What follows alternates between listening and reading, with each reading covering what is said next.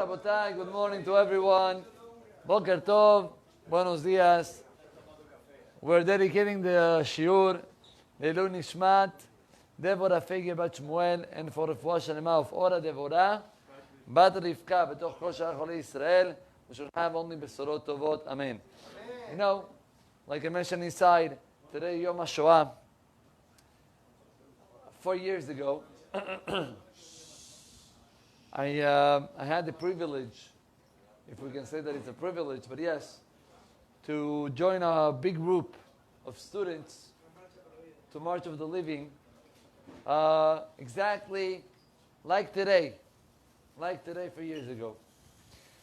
And I remember today, in March of the Living, the walk from Auschwitz to Birkenau, right? And all the people that came from March of the Living, they're making this march, this special march, to show that we're still alive. So I remember that we were walking, and there was plenty of people walking. You have to understand, March of the Living, you have students and people that are coming all around the world. You have from South America, North America, Europe, Israel, Australia, whatever you can imagine. And we were walking, thousands of Jews. And then Rabotai, I asked one of the in charge of the March of the Living, I asked him, tell me something. Do you know how many people are we this year in the March of the Living? How many people are walking today in the March of the Living? I can tell you that the whole street was packed with people. And you see people walking and walking.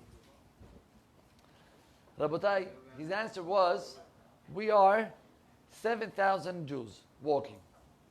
So wow, it's big. But after a second, I realized the big wow is that in Auschwitz, they were killing over 14,000 Jews per day. Meaning that all those thousands of people that I saw on the street, in less than a day, they were off, they were over. And Rabotai, it's very hard, to say 6 million Jews that were killed in the Holocaust. So easy. Because 6 million is a number. But just to understand what was the feeling of every single person, of every single young mother, having her child crying next to her, not knowing where the whole thing is going, being abused, being beat up, and being obviously killed, and seeing his beloved people around him killed, we cannot even imagine what the feeling was. So when we try to have some respect to all those millions of Jews, let's try a little bit to feel the small pain of one Jew, not of 6 million, of each one by itself. Yesterday someone sent me a video. Terrible. I mean, if you got to be enough strong to see it. About a man that he went to the place where he was, and he explained it, how they took the whole entire that city, the whole entire village. They took them out from the village, and he was explaining we were the whole entire village, literally, with kids, with mothers, with grandmothers, everybody. And he explained it, how the Nazis were abusing each one of them. They make them walk miles until they got to certain forests. They make them dig. The kids were crying. They were beating up the kids. They were beating up the mothers to make quiet the kids. Old people. We cannot even imagine what was the pain. After the Holocaust, they made a campaign that until today they're trying to maintain the campaign. It's called Never Again. Right? You heard this campaign, right? Never again. Are we so sure that we can say that will not happen again? Today, 2019, right? they're telling us that the amount of anti-Semitism actions raised double than in 2017. Can we say today, never again? Today, 2019, when there are again all type of caricaturas, how do you say that in English? Cartoons that they put in the New York Times, again to take us back to those days in 1940, in 1938, 1937. Can we say never again? Today that there is in less than 6 months attacks inside shuls. They're killing innocent Jews just because we're Jews.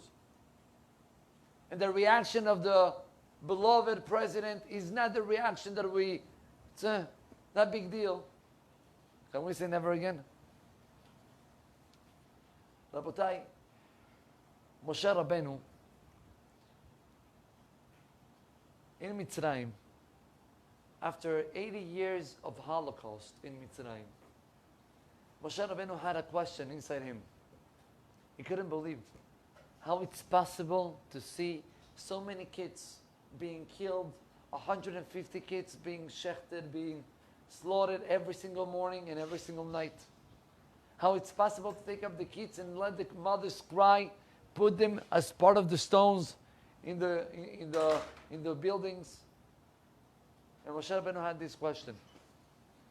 You know when Moshe Rabbeinu got the answer? Moshe Rabbeinu got the answer that day that he saw two Jews. They were hitting each other. ויאמר לרשע, למה תקרעך? He said to the Rasha, why are you hitting? And this Rasha told Moshe Rabbeinu, you telling me why I am hitting? When you killed up the Mitzri yesterday? And the answer of Moshe Rabbeinu was, Achen nod'a davar. Now I understand. Now I can start understanding why this type of suffering are happening.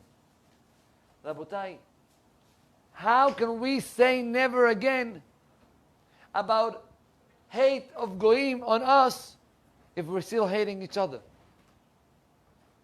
How can we say we don't want any more haters and any more anti-Semitism actions if by us, in between us, we act in an improper way?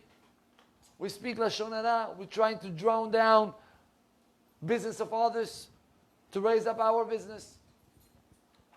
We're trying to make all type of fights. So there is only one way. Never again, it's not to the world, it's to us. Yes, we have to say never again to ourselves. Let's stop this sinat chinam. Because Rabotai, sinat chinam is the key of all tragedies. It's the key of everything. In history, Am Yisrael saw it. Not one time, hundreds of times. That every single time that there were tragedies coming up on Am Yisrael was because in between us we didn't love each other. And loving each other sounds beautiful. The question is, when it's coming to the moment, are we able to do it? Are we able to think positive about the other one? Or automatically I'm thinking negative? Automatically I'm saying, oh, this guy is like that, and this guy, is never again have to come to us, not to the world. I've got to tell you a story. I read this story years ago. I'm trying to remember all the details of the story. The one that said the story is a Jew that today maybe he's in his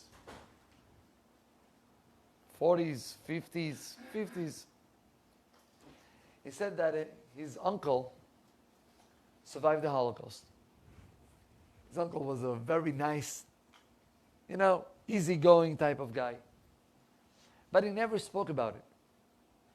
Never wanted to say what happened to him. He says that one day he came back home and his uncle was in the house. So his uncle asked him how he's going in yeshiva. He just entered the yeshiva, how. And the boy started to tell him about the yeshiva and about the learning. And with the conversation, they got in politics as well. Politics of the yeshiva. I don't know which yeshiva it was exactly in Israel, but it was the yeshiva that had enough politics, different groups, and he was explaining why this group is correct more than the other one. Rabotai, the uncle, that's how he said the story, the uncle looks at his nephew and tells him, listen, I'm going to tell you a story. And he said for the first time in his life, he heard the story of how his uncle got saved from the Holocaust. How his uncle got saved from the Holocaust.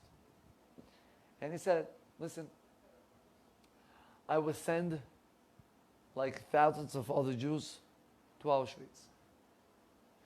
Now, Rabbi, I don't know if you have been in Auschwitz or if you saw how Auschwitz was built up.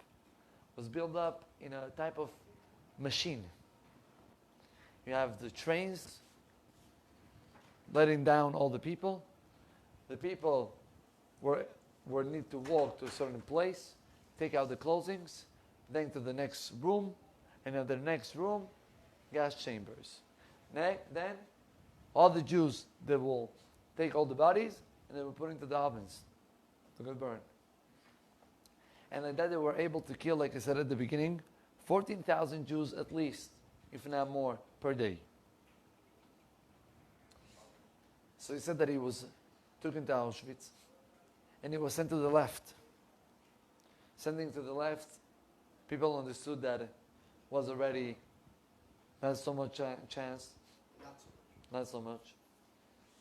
And he said that you have to understand people were beating down. They were already destroyed physically. Some of them, they traveled for days. For days. In those trains. Yes. No bathrooms. No air. Or if it was in winter, freezing cold. No food. People died inside the trains. Hearing the babies crying and the kids crying. Lo alenu. Lo alenu. To get crazy. Like the Pasuk writes, Ve'ayita meshuga mimare enecha. In the curses, in the kelalot. And he said that people were beating up. He got to the room with all the hundreds or thousands of Jews. And he said, everybody give up. Everybody gave up. In that room, there were still some people that they still had some power to scream. Others just decided to sit down on the floor and to think of themselves. It says that all of a sudden, there is a man that he stood up and he started to talk with such a power. He said at the beginning, he didn't even want it to hear, leave me alone. Leave me alone. Who wants to hear another guy giving a speech now? But he started to talk and his words were so soft, were so going inside our hearts.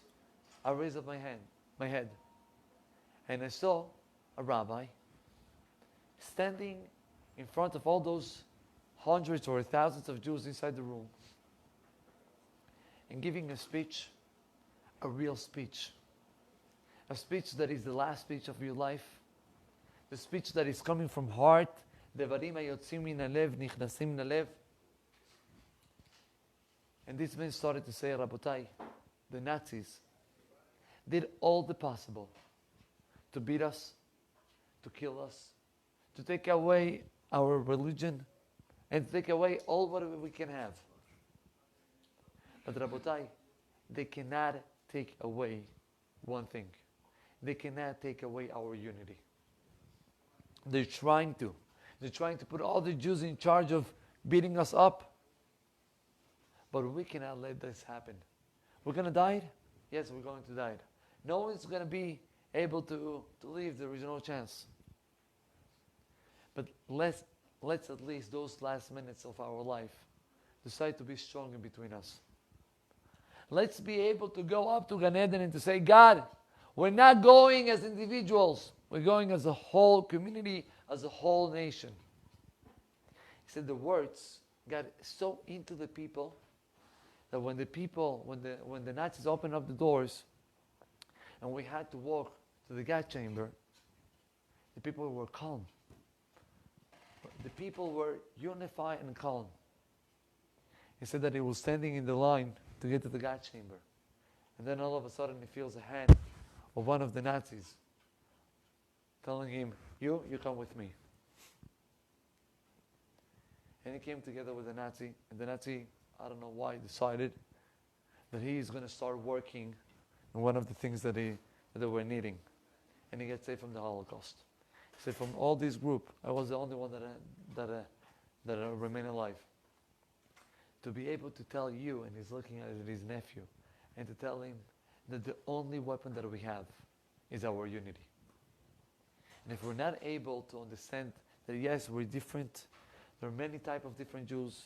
There is Hasidish, Ashkenaz, Sepharad, you have Haredi, Nacharedi, Chiloni, whatever we are. If we're not able to respect for real, if we're not able to think positive about the other Jew, that's the recipe of disaster. So yes, we're going to say never again to ourselves, and to pray to Kadosh Baruch Hu that we should not know any more tragedies, that all those anti-Semitism actions that are one more time waking up, that will stop totally, and we will see Mashiach Tzidkenu very soon. B'meinav Yameinu Amen.